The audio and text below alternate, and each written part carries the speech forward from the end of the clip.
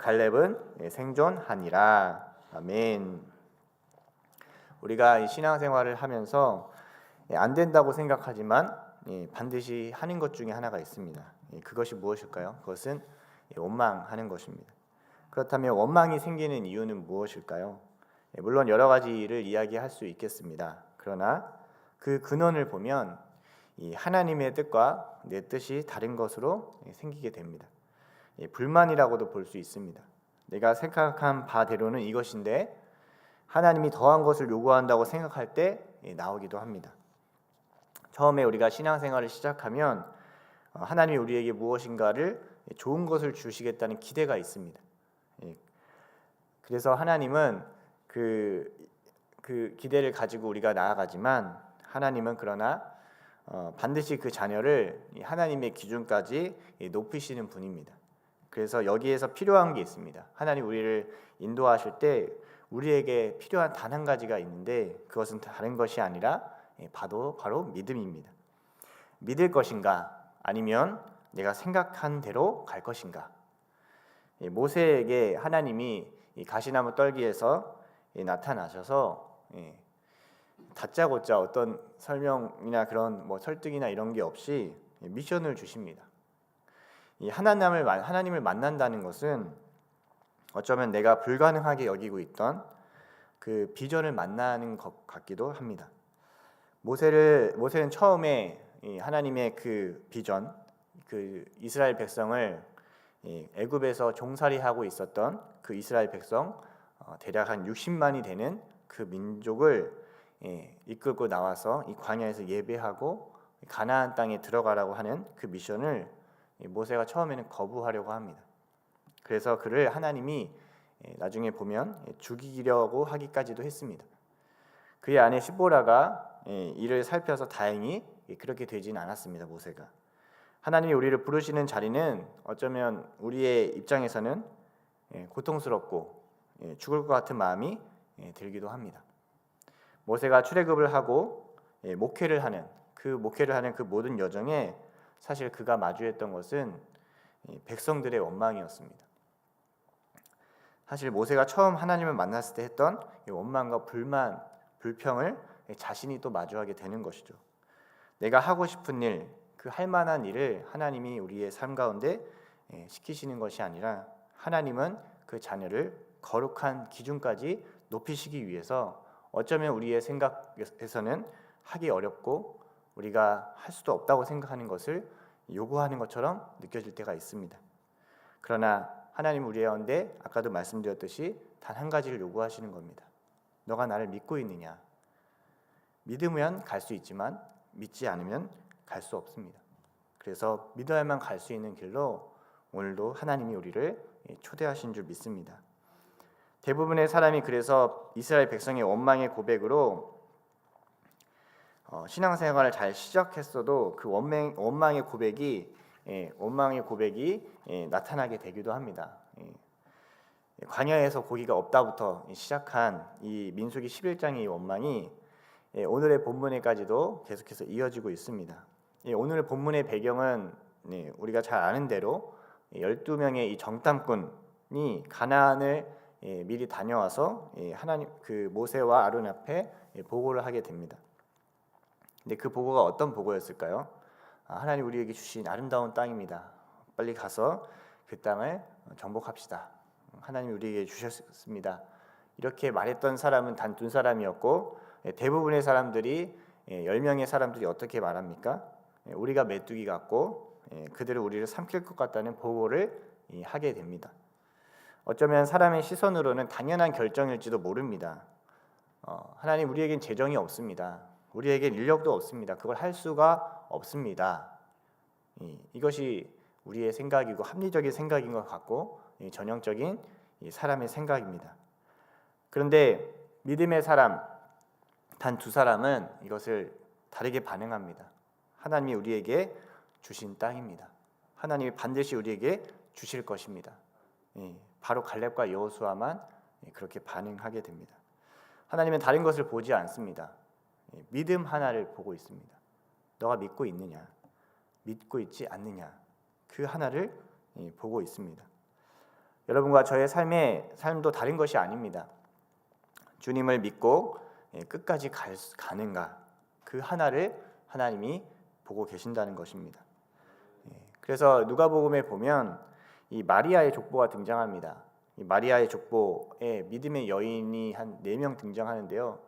사실 이 사람들 다말, 라합, 룻, 마리아, 이 이방 여인들은 사실 이방 여인이었고 태상이 좋지 않았던 사람들이었습니다. 다말은 그 시아버지 유다로부터 그 아이를 낳았고, 라합은 창녀의 출신으로 여리고 성에 있었던 창녀 출신의 사람이었습니다. 룻은 모압 여인으로 이방 여인이었고요. 마리아도 그 믿음 하나 없이는 아무것도 설명할 수 없었던 여인이었습니다. 근데 그 믿음을 통해서 누가 나타납니까, 여러분? 예수 그리스도가 나타납니다. 여자의 후손이었던 이 메시아, 이 그리스도는 믿음으로 이어지게 되는 것입니다. 모태신앙의 가문과 혈통이 아닙니다. 오직 이 믿음으로 이어지게 된다는 것입니다. 그런데 믿음이 아닌 원망을 하게 되면 반드시 대가가 있습니다. 그래서 신앙생활 잘 시작하고 청년 때는 학생회장도 하고 왕년에 내가 교회에서 여러 활동도 하고 사역도 했지만 끝까지 믿음을 지켜나가는 이것은 쉽지 않아 보일 때가 많습니다. 하나님이 계속 믿음을 요구하시기 때문입니다. 우리 가운데 끝까지 갈 수 있는 그 믿음을 요구하시기 때문입니다. 그렇다면 믿음이 아닌 우리가 우리의 원망으로 하나님께 반응하게 된다면 하나님은 우리를 어떻게 하실까요? 우리 26절부터 30절까지의 말씀 우리 한번 함께 보겠습니다. 26절부터 30절까지 말씀입니다. 시작. 여호와께서 모세와 아론에게 말씀하여 이르시되 나를 원망하는 이 악한 회중에게 내가 어느 때까지 참으랴. 이스라엘 자손이 나를 향하여 원망하는 바 그 원망하는 말을 내가 들었노라. 그들에게 이르기를 여호와의 말씀에 내 삶을 두고 맹세하노라. 너희 말이 내 귀에 들린 대로 내가 너희에게 행하리니 너희 시체가 이 광야에 엎드러질 것이라. 너희 중에서 20세 이상으로서 계수된 자 곧 나를 원망한 자 전부가 여분네의 아들 갈렙과 눈의 아들 여호수아 외에는 내가 맹세하여 너희에게 살게 하리라 한 땅에 결단코 들어가지 못하리라. 첫 번째, 원망을 하게 됐을 때 하나님은 이 약속의 땅, 이 하나님이 우리 가운데 주신 그 비전에 들어가지 못하게 하십니다. 이 원망을 원어로 보면요, 이 속뜻이 있습니다. 이 원망, 이 룬으로 불리우는 이 원망이란 단어는 무슨 의미가 있냐면요, 머물다라는 의미가 있어요. 하나님은 가라고 했는데 나의 생각, 나의 뜻대로 머물게 될 때 생기는 것이 바로 무엇이냐면 이 원망이라는 것입니다. 내 의견을 계속 이야기하는 것입니다. 하나님과 씨름의 끝에서 내 뜻이 아닌 당신의 뜻을 구하는 것이 아니라 하나님, 그래도 내 뜻을 따를 겁니다. 내 뜻을 그냥 가지고 여기에 머물고 싶습니다 라고 한다면, 그러면 하나님 어떻게 합니까? 28절에 이렇게 말하죠. 너희 말이 내 귀에 들린 대로 내가 행할 것이다. 이렇게 말씀합니다. 하나님은 억지로 우리의 삶을 끌고 가시는 분이 아닙니다. 하나님 앞에 벌받고 돌아온 분들이 이런 얘기를 많이 해요. 야, 우리 맞고 순종하지 말고 그냥 순종합시다. 하나님께 두드려 맞고 순종하면 너무 힘들어요. 근데 사실 끝까지 믿음으로 반응하지 않으면 어떻게 되냐면 맞아도 돌아오지 않습니다. 내 생각을 끝까지 붙들고 내 생각을 계속해서 반복해서 붙들게 된다는 것입니다. 하나님이 뭐라고 해도 나는 변명하고 대들 준비를 하게 된다는 것입니다. 그런데 그렇게 원망한 그 전부는 하나님의 비전을 성취할 수 없습니다. 내 인생에서 하나님을 원망했던 그 자리는 하나님의 비전으로, 하나님의 꿈으로, 하나님과 함께하는 지점으로 나아가지 못합니다. 오직 믿음으로 반응했던 갈렙과 여호수아만 들어가게 됩니다. 우리 인생도 마찬가지입니다. 내가 믿음으로 반응하는 것만 여러분 들어가게 됩니다. 그것만 여러분 열매를 얻습니다.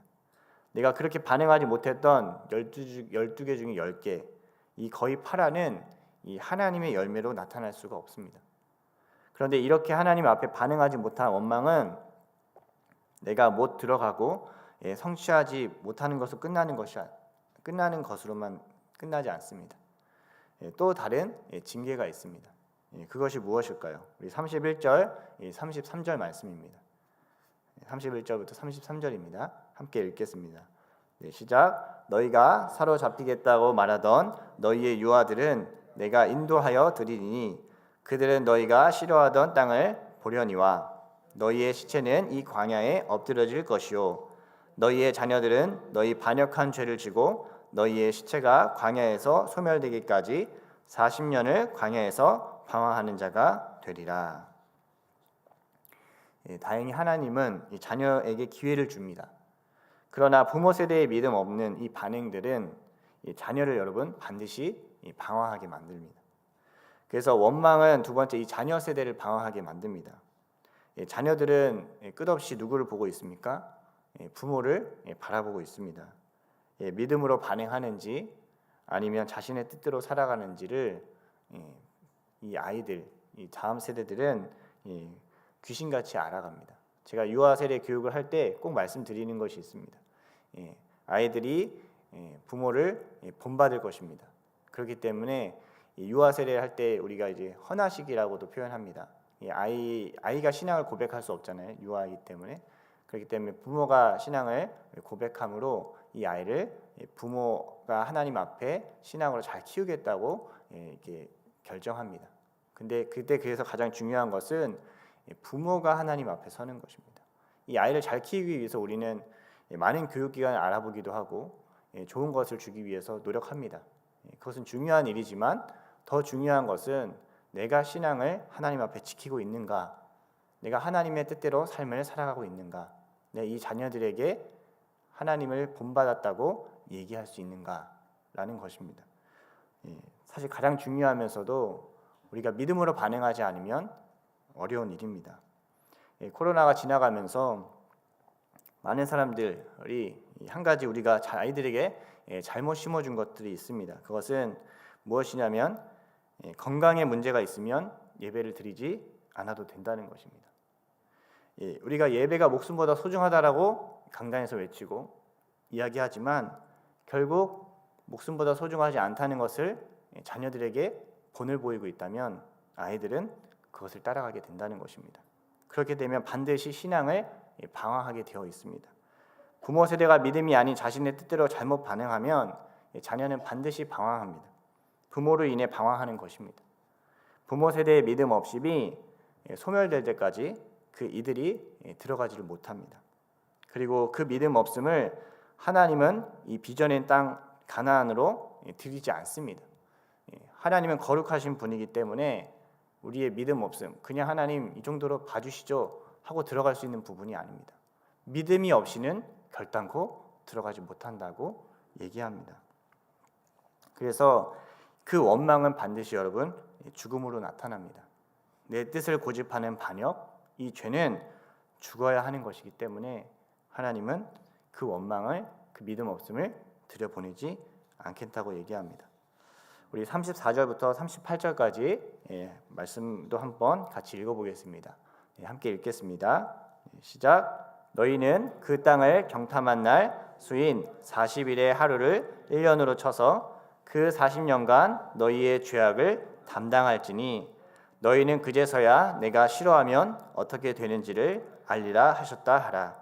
나 여호와가 말하였거니와 모여 나를 거역하는 이 악한 온 회중에게 내가 반드시 이같이 행하리니 그들이 이 광야에서 소멸되어 거기서 죽으리라.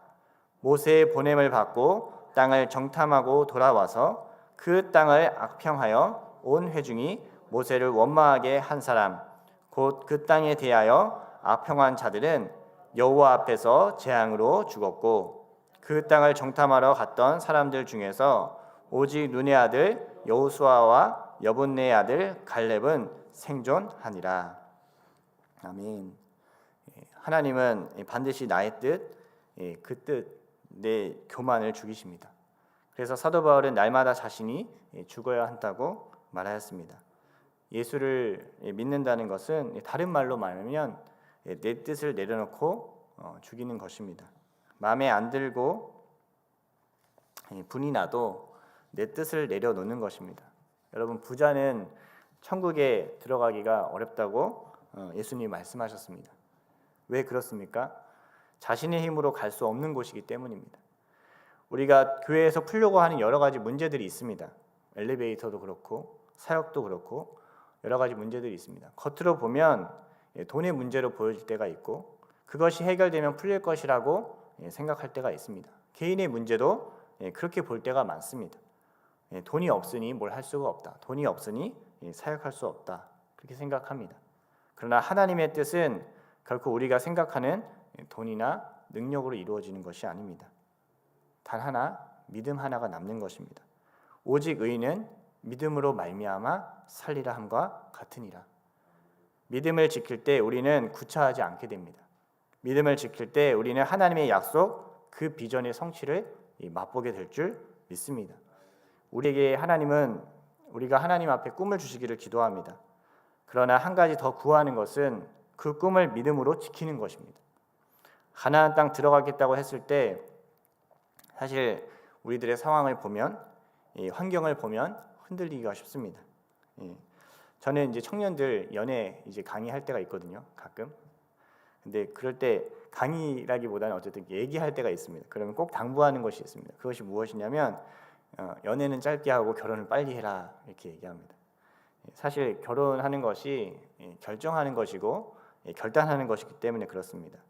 연애 기간이 길수록 인간의 죄성이 다 드러나고 결국에는 이 오빠 날 사랑하지 않는 것 같아, 이 자매가 날 사랑하지 않는 것 같아 라는 말 때문에 결국 파국에 빠지게 됩니다.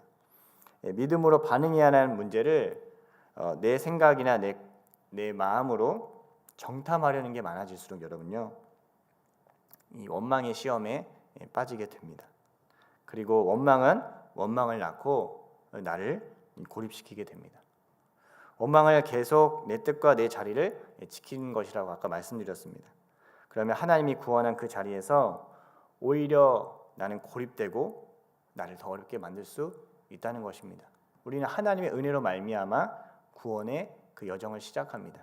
그러나 이 광야에서 믿음 없음으로 반응하게 된다면, 원망으로 반응하게 된다면 오히려 우리의 삶은 더 고립된다고 말씀하고 있습니다.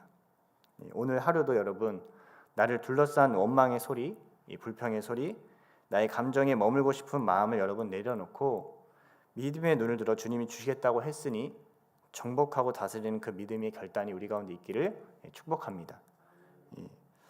예수님을 믿고 간다면 반드시 하나님께서 우리 가운데 승리를 줄 줄 믿습니다. 어제 허연희 목사님 오셔서 말씀 선포해 주셨을 때 그 축구 경기 얘기해 주셨잖아요. 반드시 승리가 우리 가운데 있는데 그것을 내 생각으로 안 된다고 생각하면 그 자리에서 멈추게 될 것입니다. 하지만 믿음을 끝까지 지키고 나아간다면 반드시 하나님의 승리가 우리 가운데 나타날 줄 믿습니다. 오늘도 그러한 여러 가지 우리에 대해 상황을 흔드는 소리가 있을 것입니다. 10명의 정탐꾼의 소리가 합리적으로 보이고 어떻게 보면 그것이 인간적으로 보여질 때가 있을 때도 있습니다. 하지만 우리는 눈을 열어서 그 하나님이 우리 가운데 주시겠다고 한 것을 끝까지 믿고 나가는 우리 모두가 되시길 축복합니다. 원망의 유혹에 빠지지 않고 원망의 시험에 빠지지 않고 오늘도 주님을 끝까지 붙들고 나아가는 우리가 모두가 되시기를 예수님으로 축복합니다. 아멘. 네, 기도드리겠습니다.